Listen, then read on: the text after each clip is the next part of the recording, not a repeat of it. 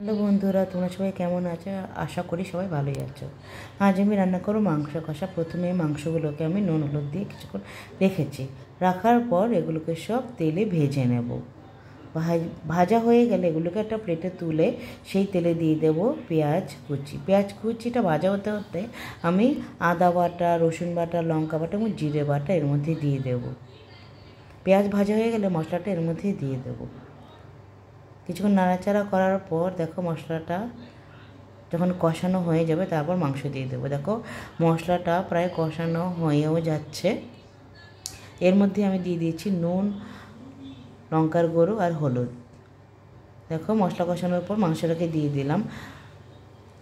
এর ফাঁকে মশলা কষাতে কষাতে আমি পাঁপড় ভাজা এবং ডাল রান্না করেছি। দেখো মাংসটার মধ্যে জলও দিয়েছি কিন্তু ফুটে উঠছে। মাংসটা বেশ ভালোও লাগছে দেখতে, কালারটা দেখে বেশ খেতেও ইচ্ছা করছে। তা আমার রান্নাটা যদি ভালো লাগে সবাই লাইক করবে। আজ এই পর্যন্ত।